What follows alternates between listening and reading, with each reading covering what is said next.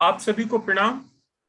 महाराष्ट्र राज्य हिंदी साहित्य की तरफ से 75 साल 75 व्याख्यान की श्रृंखला में एक बार पुनः मैं मनीष मिश्र आप लोगों का यहाँ पे स्वागत करता हूँ। आज यह हमारे व्याख्यान की 12वीं कड़ी है और आज हमारे बीच स्रोत विद्वान के रूप में उपस्थित हैं मुंबई के प्रतिष्ठित गुरु नानक महाविद्यालय में अंग्रेजी विभाग की प्राध्यापिका डॉक्टर मनीषा पाटिल। आप आज जिस विषय पर केंद्रित होकर अपनी बात करेंगी वो है भारतीय परिप्रेक्ष्य में जो अंग्रेजी में अनुदित साहित्य है उसको लेकर आप चर्चा करेंगी कि भारतीय भाषाओं में वो कौन कौन से प्रमुख साहित्य कौन सा वो प्रमुख साहित्य रहा जिसको अंग्रेजी भाषा में अनुवादित किया गया और जिससे उसकी प्रतिष्ठा न केवल उस भाषा भाषियों तक सीमित रही बल्कि पूरे विश्व के समाज के बीच उसका आदान प्रदान हुआ। तो अनुवाद किस तरह एक समाज को एक बृहद समाज से जोड़ता है, आपके छोटे वृत्त को बड़ा वृत्त कर देता है और उससे किस तरह के फायदे या नुकसान है उसकी एक व्यापक चर्चा आज हमारी शोध विद्वान जो है यहाँ पे करेंगी। मैडम, मैं अकादमी की तरफ से आपका यहाँ पे हार्दिक स्वागत करता हूँ और आपको आमंत्रित करता हूँ कि आप आए और विषय केंद्रित अपना व्याख्यान यहाँ पे प्रस्तुत करें। डॉक्टर मनीषा पाटिल। धन्यवाद मनीष सर, आपने मुझे यहाँ पे आमंत्रित किया। आजादी के 75 साल और अंग्रेजी भाषा में अनुवादित भारतीय साहित्य इस विषय पे अपने मत जो है वो सामने रखने के लिए। जब हम अंग्रेजी भाषा में अनुवादित भारतीय साहित्य की बात करते हैं तो उसमें 3 प्रमुख कालखंड आते हैं। पहला है उपनिवेशकालीन कालखंड, दैट इज कॉलोनियल पीरियड। इस दौरान अंग्रेजों द्वारा भारतीय भाषाओं में लिखे साहित्य का अंग्रेजी में अनुवाद किया गया। ये जो अनुवाद था वो प्रशासनिक साधन और भारत की खोज करने के साधन के रूप में अनुवाद का उपयोग करता है। जो दूसरा पीरियड है वो है उपनिवेश विरोधी कालखंड, that is anti colonial period. भारतीयों द्वारा भारतीय भाषाओं में लिखे साहित्य का अंग्रेजी में अनुवाद। ये स्वत्व की खोज, इतिहास का पुनर्लेखन और वसाहतवाद विरोधी विचार के प्रसार के साधन रूप में अनुवाद का उपयोग करता है। और अब हम आते हैं तीसरे पीरियड की तरफ, वो है स्वातंत्र्योत्तर कालखंड, पोस्ट कॉलोनियल पीरियड। इसमें भारतीयों द्वारा भारतीय भाषाओं में लिखे साहित्य का अंग्रेजी में अनुवाद किया गया। स्वतंत्र भारत की नई पहचान बनाने और भारत की विविधताओं को एकता में पिरोने के साधन के रूप में अनुवाद का उपयोग हुआ। अब मेरे जो ये लेक्चर है उसमें मैं जो थर्ड पीरियड है पोस्ट कॉलोनियल पीरियड उसके ऊपर फोकस करने वाली हूँ। तो अब हम आते हैं पोस्ट कॉलोनियल पीरियड और post independence period after 1947। Bharat को जो स्वतंत्रता मिली उसके बाद में एक बहुत लंबा चौड़ा अभियान चला जो था भारत को अंग्रेजों की मानसिक गुलामी से मुक्त करना। जो राजकीय गुलामी थी वो तो 1947 में खत्म हो गई, लेकिन जो मानसिक गुलामी थी वो फिर भी जारी थी। और इस मानसिक गुलामी से भारतीयों को मुक्त करने के लिए भारतीय भाषाओं में जो साहित्य था उसका कैनोनाइजेशन जरूरी था।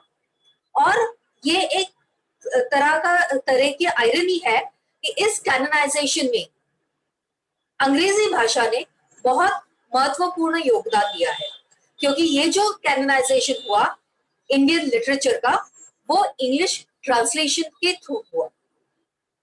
तो जब हम बात कर रहे हैं इंडिया के भारत के स्वतंत्रता की तो वहां पे एक जरूरत थी, there was a need to invent, foreground and bestow common symbols upon a amalgamation of states and languages. And this need was satisfied by institutionalization of translation. यानी जो हम भारत की बात करते हैं, भारत में बहुत सारे राज्य हैं, बहुत सारे कल्चर है, इन सब कल्चर्स को एक धागे में पिरोने के लिए, एक भारतीयता का आविष्कार दिखाने के लिए ट्रांसलेशन का, अनुवाद का उपयोग किया गया।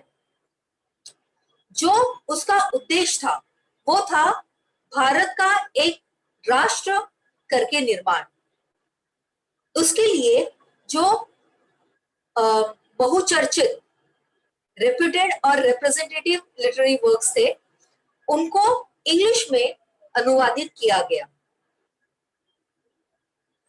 As a post colonial discourse अनुवाद को उपयोग में लाया गया, और उसके सबसे अच्छे एग्जाम्पल है A.K. रामानुजन। हम उनके बारे में बात करेंगे, लेकिन पहले हम देखेंगे कि किस तरह से पोस्ट कॉलोनियल पीरियड में, स्वतंत्रोत्तर कालखंड में अनुवाद को पोस्ट कॉलोनियल टूल के हिसाब से उपयोग में लाया गया। तो यहाँ पे दो अंग्रेजी के प्राध्यापक है, V.K. गोकक और नागेंद्र। इन दोनों ने क्या किया? इन दोनों ने विविधता में एकता, ये जो भारत का मोटो है, उसे अनुवादित साहित्य में लाया। They talked about the unity in Indian literature in matters of choice and treatment of themes or philosophical ideas such as fate governing human lives, karma, punya, cycle of births, impermanence of life, world as a stage, irony of joy and grief coexisting, concept of jiva and ajiva, and ethical thoughts like essential nobility of man, austerity and domestic bliss। तो अगर हम बात करते हैं ये जो themes है, तो वो साहित्य मराठी में हो, मलयालम में हो, बंगाली में हो, आपको ये जो थीम है वो मिल ही जाती है। तो ये दोनों ने जो फोकस है वो किस चीज के ऊपर किया कि अलग अलग भारतीय भाषाओं के साहित्य में कॉमनैलिटीज क्या है, समानताएं कौन कौन सी है। Both Gokak and Nagendra were influenced by the discourse of nationalism as one that imagines the nation that needs to contrast a homogeneous and monolithic culture as against multifaceted India with its diversity of existing cultures। तो इन्होंने क्या किया? भारतीय भाषाओं में और उनके साहित्य में जो समानता है उसके ऊपर इन्होंने फोकस किया, और जो अलगताएं है, जो यूनिकनेस है, उसे नजरअंदाज किया। So they focused on the unity of content and diversity of style, diversity of cultural specificities, but unity of literary traditions। It was a situation of conflict and harmony। तो दो हमें प्रवाह दिखाई देते हैं, एक तरफ तो एक दूसरे से विरोध है, और दूसरी तरफ एक दूसरे के साथ हाथों में हाथ डाल के आगे बढ़ना है। तो इसका जो बहुत अच्छा उदाहरण हमें दिखाई देता है वो है भक्ति लिटरेचर, भक्ति साहित्य। उसके बाद हम आते हैं 1950s में। साहित्य अकादमी की स्थापना हुई 1954 में। डॉक्टर राधाकृष्णन जो तभी के उप राष्ट्रपति थे, वो साहित्य अकादमी के फाउंडर भी रहे हैं। उन्होंने कहा कि भारतीय साहित्य अलग अलग भाषाओं में होने के बावजूद एक है। 1957 में नेशनल बुक ट्रस्ट की स्थापना हुई, और उन्होंने एक स्कीम लाई, वो थी आदान प्रदान, जिसका मतलब है गिव एंड टेक। ये ट्रांसलेशन यानी भारतीय भाषाओं में, अलग अलग भारतीय भाषाओं में अनुवाद को बढ़ावा देने के लिए ये पर्टिकुलर स्कीम लाई गई। यहाँ पे अंग्रेजी के ऊपर स्कोप, अंग्रेजी के लिए स्कोप नहीं था। हिंदी से मराठी, मराठी से गुजराती, गुजराती से बंगाली, बंगाली से तमिल, इस तरह से जो भारतीय भाषाएं थी उनमें एक दूसरे के साथ आदान प्रदान किया गया। उसके बाद में हम आते हैं 1958 में, जहां पे पी लाल, इन्होंने राइटर्स वर्कशॉप की स्थापना की। ये ऐसा फोरम था जो ट्रांसक्रिएटेड, ये जो वर्ड है ट्रांसलेटेड के जगह पे उन्होंने टर्म यूज किया ट्रांसक्रिएटेड। तो ये अंग्रेजी में ट्रांसक्रिएटेड साहित्य की बात करते हैं। So they came out with an anthology of modern Indo-Anglican poetry in 1958. It introduced many new poets such as Nissim Ezekiel, P. Lal and A.K. Ramanujan. उनकी जो शैली थी वो उपरोधिक थी, अनसेंटिमेंटल थी और उनकी भाषा और सेंसिबिलिटी ये बहुत ही टर्स थी। आगे बढ़ते हुए हम आएंगे 1960s की तरफ। 1965 में इंग्लिश को परमानेंट लिंक लैंग्वेज बनाया गया।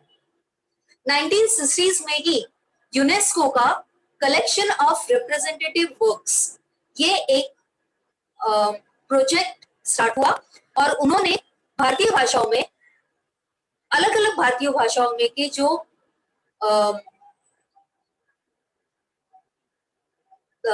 जिसे हम बोल सकते हैं कि बहुत प्रभावी और लोगों को पसंद आए हुए जो साहित्य थे, उसको उन्होंने इंग्लिश में ट्रांसलेट करा है। तो उसमें है विभूति भूषण बंदोपाध्याय बंगाली नॉवेल पाथेर पाचाली। सबको पाथेर पाचाली पता है as a film by Satyajit Ray, but it was a novel and that was translated in English by Tarapada Mukherjee in 1968. उसके बाद में आते हैं मणिक बंदोपाध्याय का बंगाली उपन्यास The Puppet's Tale. It was translated in 1968 by S.L. Ghosh. Marathi की तरफ आते हैं तो हमें दिखाई देता है श्रीधर पेंडसे का उपन्यास wild Bapu of Garambi, which was again translated in 1968 by Ian Reside. उसके बाद में हम आते हैं टी.एस. पिल्लई का मलयालम नॉवेल चिमीन। बहुत ही फेमस नॉवेल है जिसके लिए उसको साहित्य अकादमी का अवार्ड भी मिला है। तो वो 1962 में नारायण मेनन जी ने ट्रांसलेट किया। फिर हम आते हैं प्रेमचंद जी के हिंदी नॉवेल गोदान की तरफ। गोदान बहुत ही प्रसिद्ध नॉवेल है, प्रसिद्ध उपन्यास है। उसको 1968 में ट्रांसलेट किया गॉर्डन रोडरमल ने।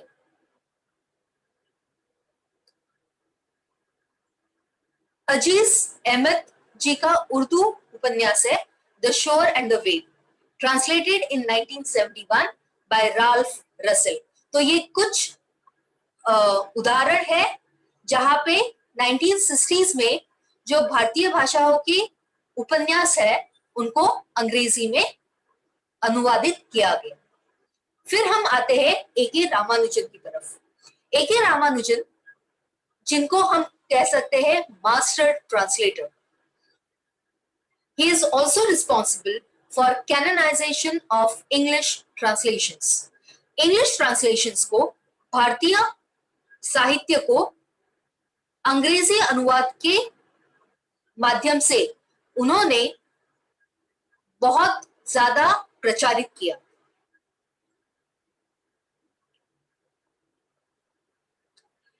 He represents combination of inwardness of both the source and the target language combined with literary skills.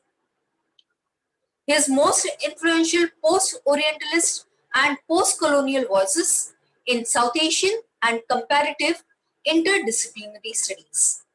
He opposed the historically and culturally homogenizing Sanskritist view of India that was still hegemonic among European and Anglo-American area specialists in the Cold War decades, and emphasized the immense linguistic, regional, and diachronic diversity of subcontinent's culture. तो ये पहले ऐसे अनुवादक है जिन्होंने भारत की जो विविधता है उसके ऊपर फोकस किया. इनके पहले जो भी लोग थे वो भारत के विविधता में जो एकता है उस एकता के ऊपर, वो समानताओं के ऊपर फोकस कर रहे थे. ए.के. रामानुजन ने जो विविधता है उनके ऊपर फोकस करना शुरू किया. In the non-classical Desi languages, as opposed to classical languages such as kitchen languages and mother tongues. So he focused on the kitchen languages, या जिसे हम कहेंगे मातृभाषा. तो मराठी है, कन्नड़ा है, मलयालम है, बंगाली है, मणिपुरी है. तो ये जो मातृभाषाएं है और उन मातृभाषाओं में लिखे हुए जो साहित्य है उनको अंग्रेजी में अनुवादित करना उन्होंने अपना ध्येय, अपने जीवन का लक्ष्य, अपने जीवन का ध्येय बनाया. उनकी खुद की मातृभाषा कन्नड़ा थी और उन्होंने कन्नड़ा में से बहुत सारे साहित्य को अंग्रेजी में अनुवादित किया. For example, interior landscape, it was published in 1967. Speaking of Shiva, Vachanas of Veerashaiva poets in Kannada, 1973. Sanskara in the 70s. Poems of Love and War in 1985. Folktales from India, a selection of oral tales from 22 languages in the year 1991. Then we come to the 1970s. Here we find two groups of translators. First group of translators were the bilingual Indian English poets. ये ऐसे कवि थे जो अपनी मातृभाषाओं में भी लिखते थे और उसी के साथ अंग्रेजी में भी लिखते थे और एक भाषा से दूसरी भाषा में अनुवाद भी करते थे. इनके उदाहरण है मराठी से अरुण कोल्लटकर जी और दिलीप चित्रे जी, हिंदी से अरविंद कृष्ण मेहरोत्रा जी, ओरिया से जयंत महापात्रा जी, तमिल से आर पार्थसारथी जी. जो दूसरा ग्रुप है वो अपने मातृभाषाओं में लिखते हैं और भारतीय भाषाओं से अंग्रेजी में अनुवाद करते हैं. वो डायरेक्टली इंग्लिश में नहीं लिखते हैं. यहाँ पे हमें दिखाई देते हैं ज्योतिर्मय दत्ता, विंदा करंदीकर, किशोरी चरण दास एंड के अयप्पा पन्निकर. 1980s की तरफ बढ़ते हुए हमें दिखाई देता है कि अब भारतीय साहित्य जो है वो अंग्रेजी में अनुवादित जो भारतीय साहित्य है वो एक कैनन बन गया है, उसे एक एकेडमिक मान्यता प्राप्त हुई है. तो हम देखते हैं कि Indian literature in English translation ये जो है ये एक कमर्शियल एक्टिविटी भी बन गई है और एक एकेडमिक डिसिप्लिन भी बन गया है. There is a steady flow of carefully produced translated texts that are read, discussed and absorbed into new canons of literature. तो mid 1980s में पेंगुइन बुक्स इंडिया है, वो एक सीरीज लाते हैं. उसमें है adventures of Feluda by Satyajit Ray from Bengali. It was translated in 1988. Then Bhishma Sahani's famous novel on partition, Tamas. It is translated from Hindi in 1989. And classic Telugu short stories edited by Ranga Rao in 1995. 1990s में हमें एक feminist wave भी दिखाई देती है. स्त्री विमर्श बहुत जोरों शोरों से खुद को प्रस्थापित करता है. एक पब्लिशिंग हाउस है जिसका नाम है Kali for women, which was founded in 1984. Its objective was to make available and visible the hereto little known work of women writing in different Indian languages. तो उन्होंने फोकस किया भारतीय महिलाओं के साहित्य के ऊपर। तो यहाँ पे हमें दिखाई देते हैं ताहिरा नकवी जो है, उन्होंने इस्मत चुगताई की जो कथाएं है उसको अनुवादित किया 1990 में, the quilt and other stories, और उनका जो उपन्यास है द क्रूकेड लाइन उसको भी अनुवादित किया। फिर हम आते हैं कुरुतुलैन हैदर की तरफ, जिन्होंने खुद का उपन्यास रिवर ऑफ फायर को 1998 में अनुवादित किया। फिर हम आते हैं सुसी थरू और के ललिता, इनकी 2-volume एंथोलॉजी की तरफ, women writing in India, which was published in 1993। इन्होंने 600 BC से लेके 1993 तक जो महिलाओं का साहित्य था उसको अंग्रेजी में अनुवादित किया। What they say, I quote, "We have tried in the translation, not always successfully, to strain against reductive and stereotypical homogenization. We prefer translations that did not domesticate the work either into a pan-Indian or into a universalist mode, but demanded of the reader to a translation of herself into another socio-historical ethics. We have taken pains to preserve the regional grain of the work." Unquote. फिर हम आते हैं रूपा publication house के 3-volume stories about the partition of India की तरफ। इसमें अलग अलग 9 भारतीय भाषाओं में से 63 कथाएं जो है, शॉर्ट स्टोरीज जो है, वो अंग्रेजी में अनुवादित की गई है। न्यू मिलेनियम की तरफ जब हम आते हैं 2000 साल के बाद, तो हमें दिखाई देते हैं सीगल बुक्स कोलकाता, जिन्होंने एक पूरा प्रोजेक्ट चलाया कि महाश्वेता देवी का एंटायर कैनन इंग्लिश में ट्रांसलेट करने का। तो उसके अभी तक 20 वॉल्यूम्स आ चुके हैं। मैकमिलन इंडिया, उन्होंने 1996 में एक सीरीज लाई जिसका नाम था modern Indian novels in English translation, और अब तक उन्होंने 100 से ज्यादा नॉवेल्स पब्लिश किए। फिर आते हैं बामा, जो एक तमिल विमेन राइटर है, उनका आत्मचरित्रात्मक उपन्यास करुक्कू, जिसे इंग्लिश में लक्ष्मी कोलस्ट्रोम ने ट्रांसलेट किया 2000 में।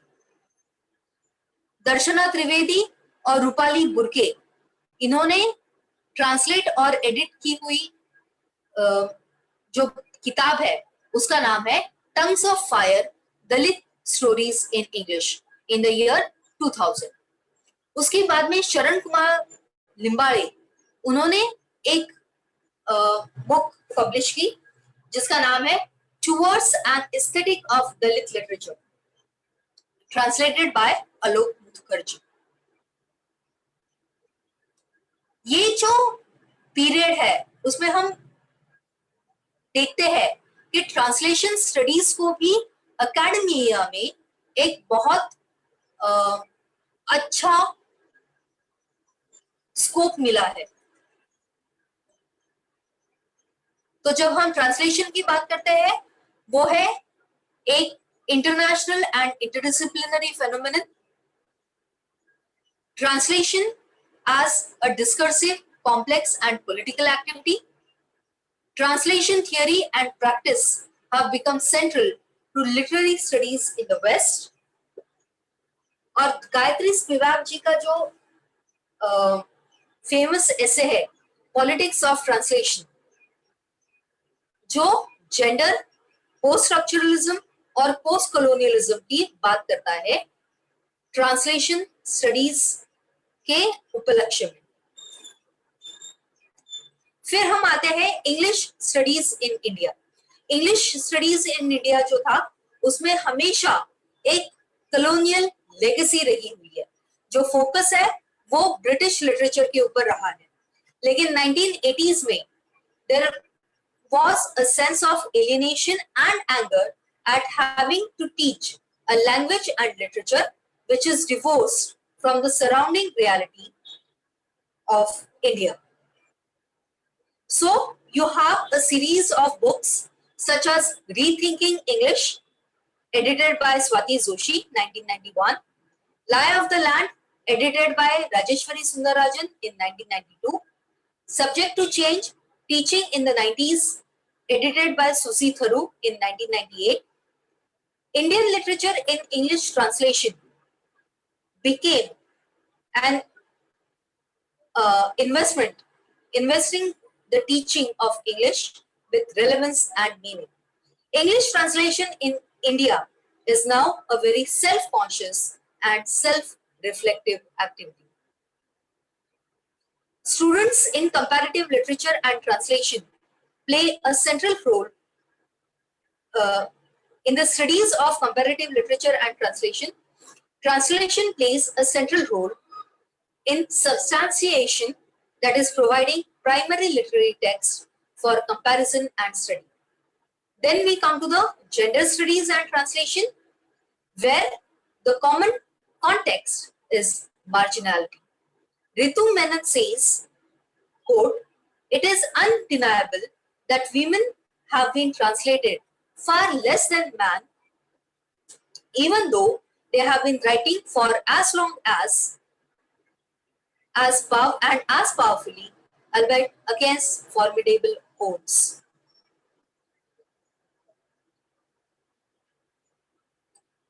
Then there are other examples of translations. For example, Mai. It is a Hindi novel which is translated by the same name in English. Then Gayatri Spivak addresses a feminist translator as a clue to the workings of gendered agency. She sounds a note of caution against all embracing global feminism. तो वो basically क्या बोल रहे हैं कि जो हम universalist जो एक व्यू लेते हैं,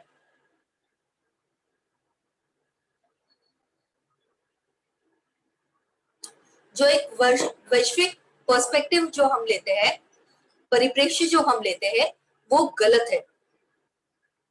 हमें इंडिविजुअल राइटर और उनके अनुभवों के ऊपर फोकस करना चाहिए। Then we come to the post-colonialism and translation. It is the project of cultural decolonization in colonies that have been officially and politically decolonized. English still remains the mainstay of agenda of recursion and or assimilation. Ania Lumba sums up aptly the meaning of discourse shrinks to the text, and from there to literary text, and from there to text written in English, because that is the corpus most familiar with the critics. The writers of Empire Writes Back do not consider regional text, even if subversion and resistance, fit for post-colonial scrutiny, until more extensive translations into English from these languages have been produced. Unquote. Okay? तो अब तक हमने एक review लिया 1950s, 1960s, 1970s, 1980s, 1990s और new millennium, जिसमें अलग अलग जो साहित्य है वो अंग्रेजी में अनुवादित किया गया। अब हम एक रिव्यू देखेंगे जो थीम बेस्ड है, जहां पे एक पर्टिकुलर थीम है और वो थीम को लेके जो अलग अलग अनुवाद है उनकी हम चर्चा करेंगे। तो सबसे पहले हम आते हैं भक्ति लिटरेचर इन ट्रांसलेशन। भक्ति मूवमेंट जो है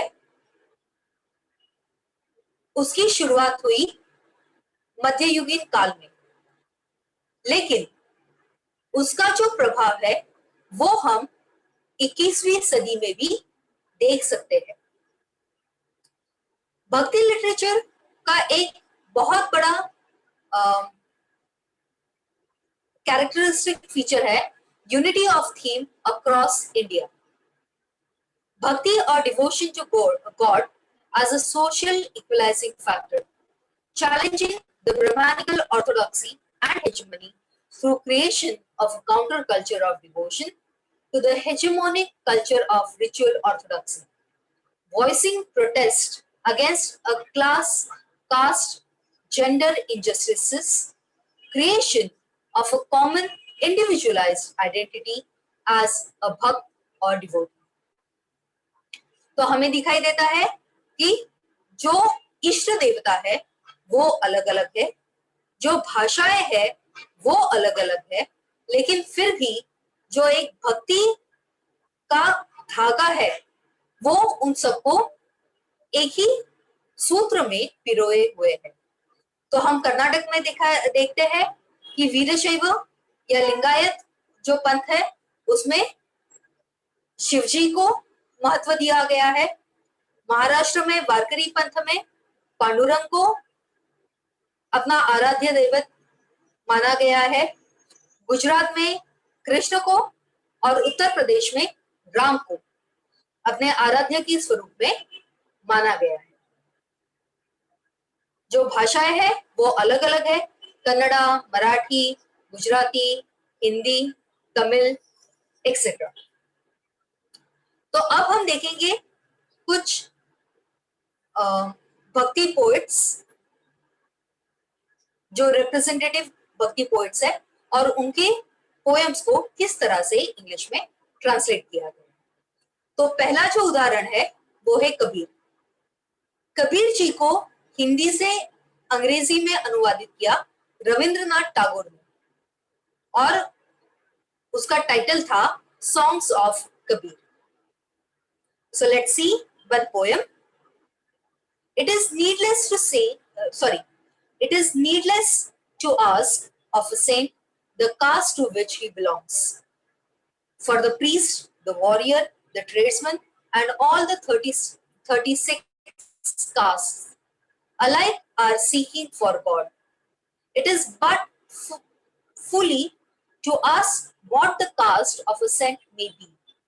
The barber has sought God, the washerwoman and the carpenter. Even Raidas was a seeker after God. The rishi Swapach was a tanner by caste. Hindus and Muslims alike have achieved that end, where remains no mark of distinction.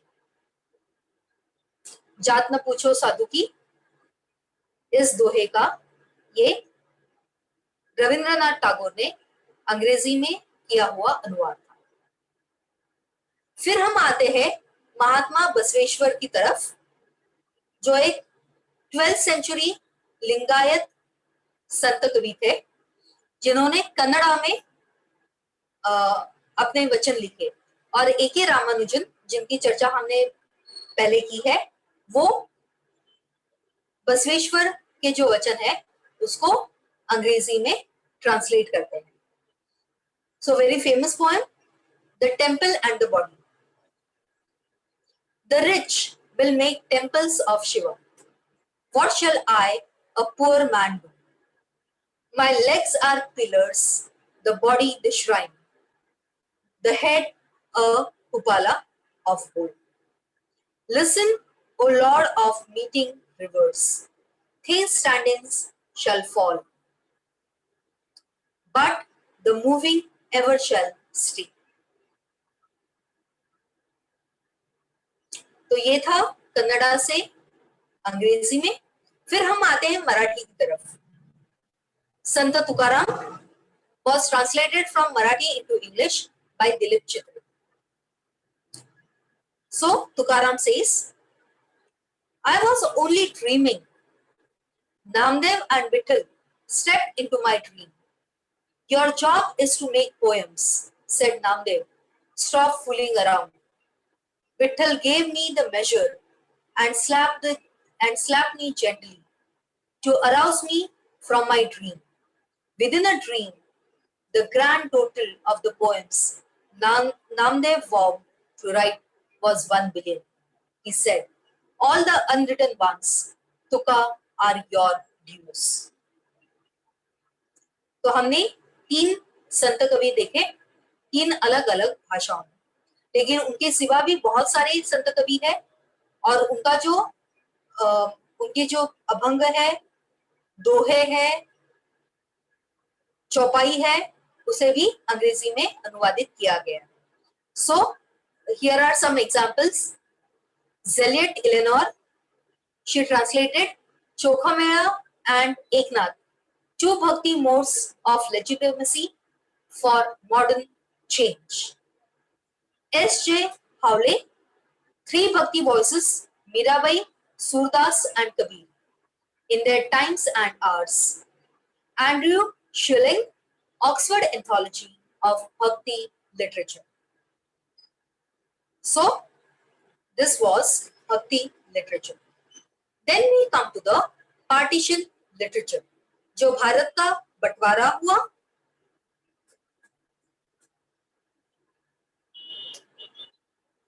उसके बारे में एक बहुत बड़ा साहित्य जो है वो उभर के आया, जिसे हम पार्टीशन लिटरेचर के नाम से जानते हैं. So, in 1947, there was independence of India and there was also partition of India, which was the other phase of independence. जब हम इतिहास की बात करते हैं, तो इतिहास फैक्ट एंड फिगर के बारे में बात करता है, फैक्ट्स एंड फिगर्स के ऊपर फोकस करता है. ये हमें सिर्फ एक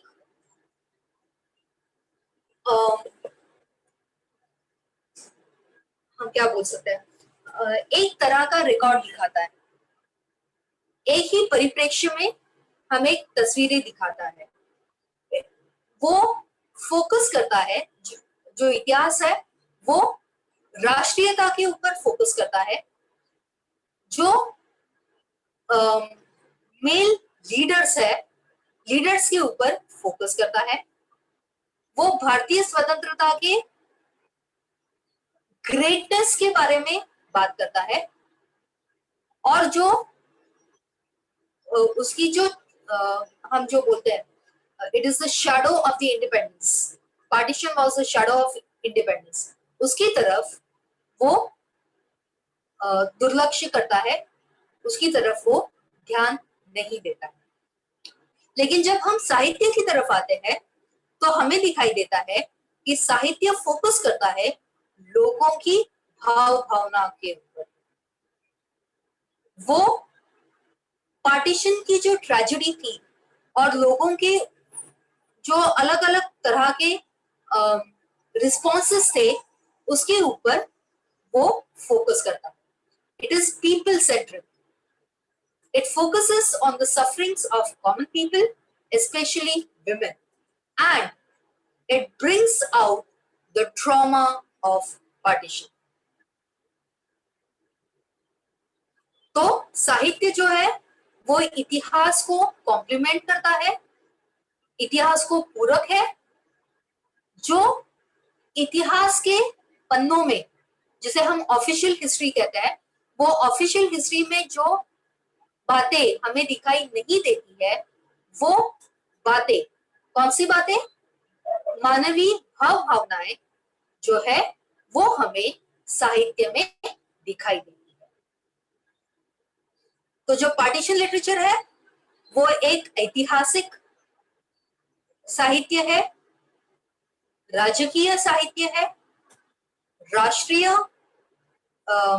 साहित्य है, सबऑर्डिनरी स्टडीज है, सेमी ऑटोबायोग्राफिकल फिक्शन है, आत्मचरित्रात्मक कथाएं है, और ट्रॉमा लिटरेचर है. जो थीम हम पार्टीशन लिटरेचर में हमें पार्टीशन लिटरेचर में दिखाई देती है, उसमें सबसे पहले आता है हिंसा। तो बहुत सारे मर्डर्स है, किडनैपिंग है, रेप्स है। तो पूरा जो पार्टीशन लिटरेचर है ये हिंसा से भरा हुआ है।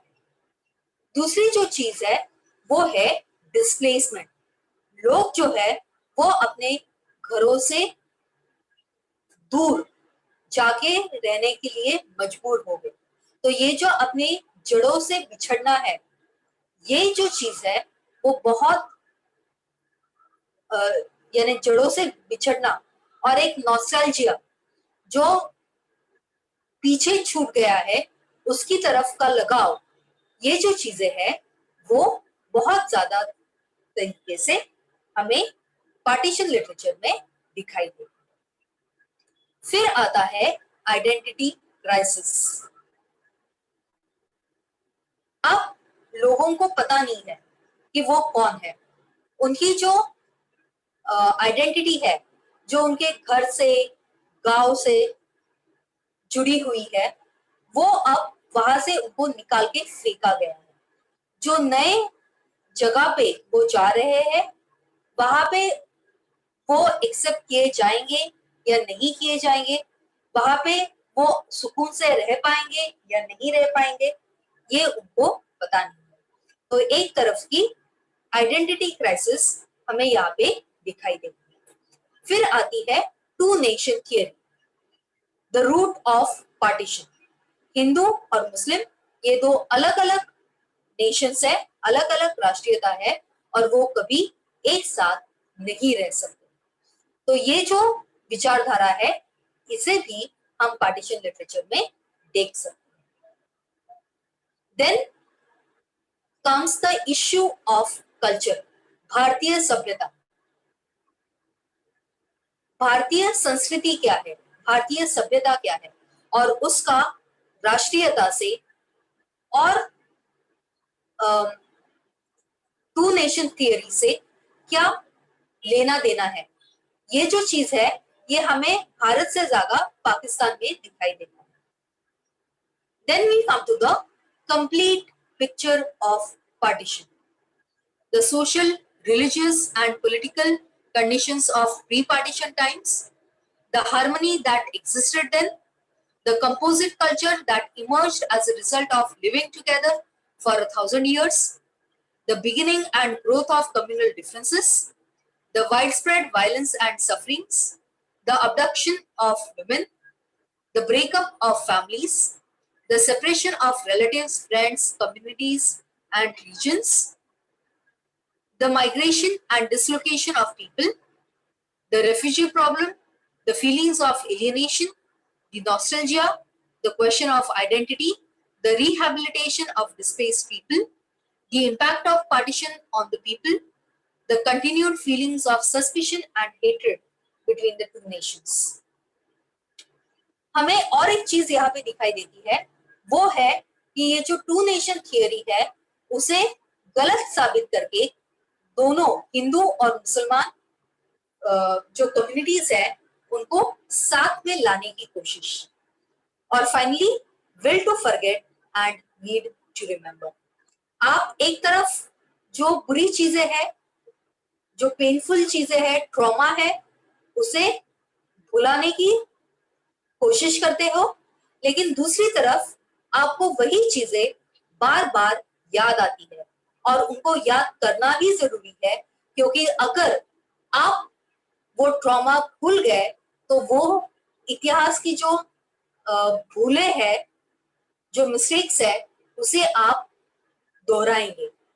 अगर आप वो ट्रॉमा को हमेशा याद रखते हो तो इस तरह की गलतियां आप वापस नहीं करोगे। Okay, now we come to the list of partition literature.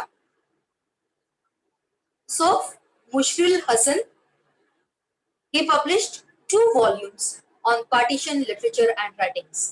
The first volume is called India's Partition, Process, Strategy and Mobilization, published in 1993, and second volume, India Partition, The Other Face of Freedom in the year 1995. Rajendra Singh Bedi, उनकी एक famous कहानी है लाजवंती। फिर हम आते हैं बहुत ही famous writer Saadat Hasan Manto. उन्होंने बहुत सारी कहानियां लिखी पार्टीशन के ऊपर। उसमें से कुछ ऐसी कहानियां जिनको हम नजरअंदाज कर ही नहीं सकते, वो है खुदा की कसम, खोल दो, ठंडा गोश्त एंड तोबा तेग सिंह। फिर आते हैं नानस सिंह, उनकी खून के शोले और आग की खून। ख्वाजा अब्बास अहमद, इनकलाब, कमलेश्वर, लौटे हुए मुसाफिर, यशपाल, मेरी तेरी उसकी बात, भीष्म साहनी जी का उपन्यास, साहित्य अकादमी अवार्ड विनिंग उपन्यास तमस 1974, मनोहर मालगांवकर's A Bend in the Ganges and Distant Drum, Chaman Nahal, Azadi, Krishna Baldev Vaid, the broken mirror, कमलेश्वरी's शॉर्ट स्टोरी कितने पाकिस्तान, राही मसूम रजास, आधा गांव, Abdullah Hussain, the weary generations, Amrita प्रीतम's Pinjar, which was written in Punjabi. Then two poems by Jeevan Nanda Das are a part of unparalleled succession of words entitled as Rupashi Bangla.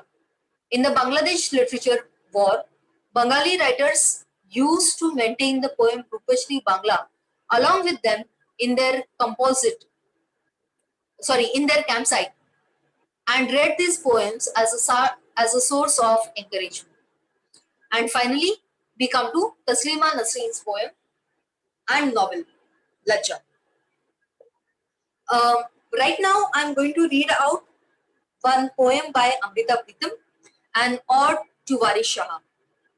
Waris Shah, I beseech thee, speak up from your grave to love's eternal treatise.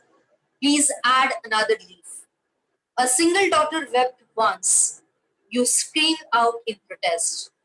Today, 1,000,000 daughters weep and implore you. Waris Shah, oh, voice of the anguished, arise. See the plight of your Punjab. The fields are lined with corpses. The Chenab flows red with blood. Who has stirred this poison into our river's waters? It is this very water that now irrigates our land. Okay, this was the first stanza. Due to the lack of time, I cannot go into detail. Then the third theme that we come across is protest literature. Protest means rejection, complaint, or revolt. Protest literature refers to the works that address to real socio-political issues and express objection against them. Protest against evils in the society. A generalized critique of Western society and politics. Opposition to the status quo. Targets of attack: consumer capitalism, alienation, objectification, subjugation, oppression, totalitarianism and the establishment. तो जो भी भारत में गलत चीजें हैं उनके खिलाफ आवाज उठाई जाए.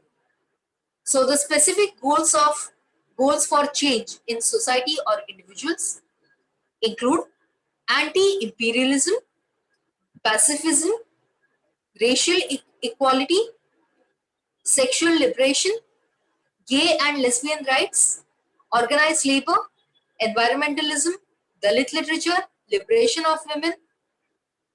There are 3 requirements for protest literature: empathy, shock value, and symbolic action. Empathy encourages, shock value inspires emotions and desires, and symbolic action promotes interpretation. फिर हम आते हैं दलित साहित्य की ओर। Bishop A.C. Lal has said, the word Dalit is a beautiful word because it transcends narrow national and sectarian frontiers. It is a beautiful word because it embraces the sufferings, frustrations, expectations, and groanings of the entire cosmos. Arjun Dangle says, Dalit is not a caste but a realization and is related to the experiences, joys, and sorrows and struggles of those in the lowest stratum of society. It matures with a sociological point of view and is related to the principles of negativity, rebellion, and loyalty to science, thus finally ending as revolutionary. Arjun Dangle has edited a book called Poison Bread, which includes the stories from Indian languages translated in Dalit stories from Indian languages translated into English. So, in this volume, you have a story by Bandhu Madhav, The Poison Bread, the titled story, where an untouchable man um, does not have anything to eat, and therefore he eats the bread which is gone, uh, what you can say, uh, which is which has become nasty, type of thing, and it is not good for eating. Even dogs don't eat them, and this man eats that bread for the fear of starvation, and because he eats that particular bread, the molten bread, he dies because of the poison in it. The second story is by Keshav Mishram, that is the barriers. So again, which are the invisible barriers for the education of untouchables? It is explored over here. Bama's Tamil novel Korukku was translated in 2000. Now this particular novel, autobiographical novel, is important because it shows the life of Dalits converted into Christianity. Even church discriminates against them. So that is why it is important. Then we come to Darshana Trivedi and Rupali Burke's Tongues of Fire. And finally, Sharan Kumar Limbare's Towards an Aesthetic of Dalit Literature. Then we come to the subaltern literature. I am running short of time, so I will just give you the names. These are very famous names. Mahashweta Devi's Shishu, Draupadi, Breast Giver, Choli Ke Piche, Mother of 1084. Now, these books, these stories focus on the tribal people and their plight. It is the subaltern. The word subaltern means the people who are at the lower strata. So, Dalits are subalterns, but tribals are also subalterns because they are out of the mainstream Indian society.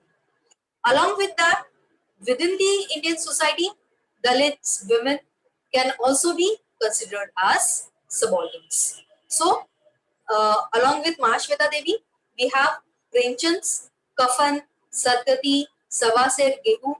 These can also be termed as subaltern literature. Similarly, Vijay Tendulkar's plays such as Kanyadan, Bhashiram Kotwal, Kamla, Silence the Court is in session. They also talk about the oppressed people in the society. Finally, we come to the feminist literature. We have already seen that Susie Tharu and K. Lalita, women writing in English. Then Mirabai is translated by John Stratham Hawley. I will just read out the poem. My dark one has gone to an alien land. He has left me behind He has never returned. He has never sent me a single word. So I have stripped off my ornaments, jewels, adornments, cut my hair from the head, and put on holy garments, all on his account, seeking him in all four directions. Mira, unless she meets the Dark One, her Lord, she doesn't even want to live. I must mention one book, The Inner Courtyard, which is a collection of women writers, the short stories by women writers in English. It includes various stories like Lalitambika Andarjanam's The Revenge Herself, Mahashweta Devi's Draupadi, Sunita Nam Joshi's Dusty Distance, etc. And then finally, the last mention, Geeta Hariharan. She has written very short stories. The two which I want to mention over here are The Art of Dying and Gajak. I am aware that I could not do justice to such a vast topic, but I have tried at least to give you the list of the works which are included over here. Thank you, sir.